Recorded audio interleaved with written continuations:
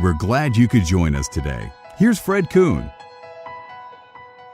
Welcome, everybody. I have a great guest today, Joe Eurton.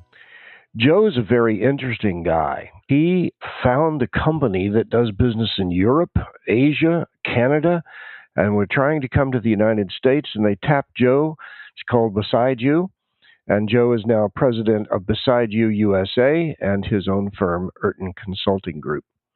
Joe's a leader who specializes in biz dev or business development, driving profitable sales, broadening market share, and a keen expertise, I believe, in adjusting and thriving within challenging business environments. So, Joe, welcome to Workplace Strategies.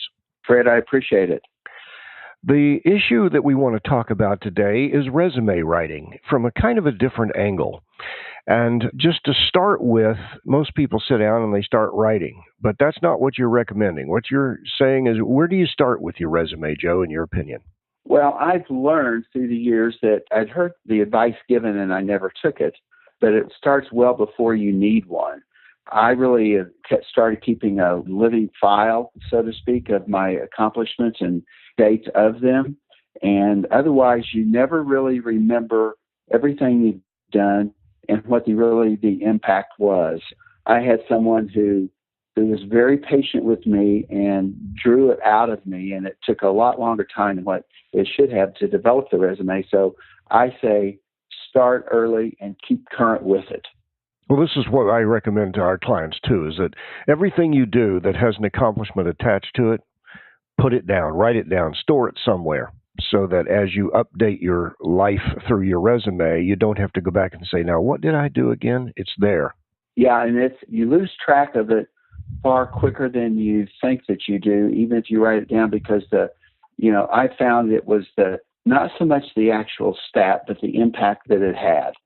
So you're saying take the time, sit down every day or at least every week, recall what you did, write it down, date it, time it, and some measurable events, right? Yes, most people anymore, have a yearly review, and, when you put your review together, that you normally keep that as a running total, and it's a good time to take that review and quantify it into your own resume, because people do change jobs.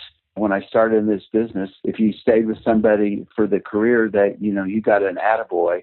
And if you stay with the same company now, people are wondering what's wrong with you. So it's really imperative to keep that running total, so to speak, of what you've done and the impact of that. One of the things that you and I both talk to people about is also documenting what you learned from that particular accomplishment or experience, right? Well, I think that you have to be able to impact beyond just the dollars. I mean, what did those really dollars do to the company? You can say, I saved money, but what was the impact of that? Did saving the money, did it allow the company to grow in a different direction because you were able to take some of that money, they were able to, hire additional salespeople, or did they shift dollars from one division to another because of the money that you saved? So I think that those are the things that it's kind of not only what you did, but the impact of it. And it's something that you have to do. And when you do it, it gives you a sense of accomplishment beyond just reading it on the resume, and it bolsters your confidence. Is there anything else? Yeah, I think that you have to really practice expounding on what you did. I always say that you practice in a mirror, you stand up, and you articulate it, because you will find that when you do that, you gain a confidence in public speaking. And I know that a lot of us have had to speak in public, but when you are giving your resume, it's a little bit different feel. And I also talk about, when I talk to people, I go, your resume, you're really kind of, you practice defending it. And I don't mean defending it from a standpoint of how did you do that, and I can't believe you did that, but being able to articulate and further expound upon what you did with it, so that the people get a real sense of you. Because when you do the resume, it's in black and white. But when you really practice it and you have those things, then it's up to you to bring that resume to life. And that's brings the color to it. It absolutely, you have to bring the color to it. You absolutely have to. Otherwise, there's a lot of people who may have a resume close to your quality, but it's how you articulate what you did with it and bring it to life that separates you from the next person. You mentioned the mirror. One of the things I tell clients to do is set a mirror by your telephone. When you are interviewing, look into that mirror. And if they were seeing you as you are, would they see a happy you, a sad you, a pensive you? Because your voice reflects how you look. And so if you're trying to be happy and congenial, and it'll show in the mirror and it'll show in your voice. And Fred, I do that, but I take it one step further, because the way that you speak when you stand up is a difference than when you're sitting down. So when I have an interview, I'm standing up and I'm into the mirror, because it helps to be able to, I use my hands.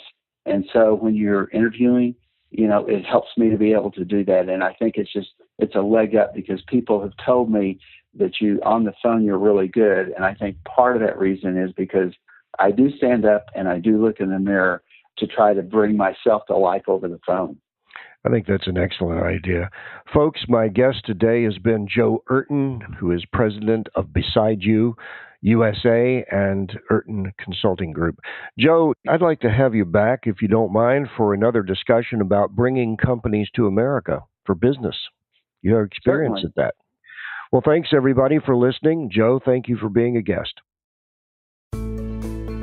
Thanks for joining us. If you wish to speak with Fred, or you want a transcript of this interview, send an email to podcast@stuartcoopercoon.com. See you soon.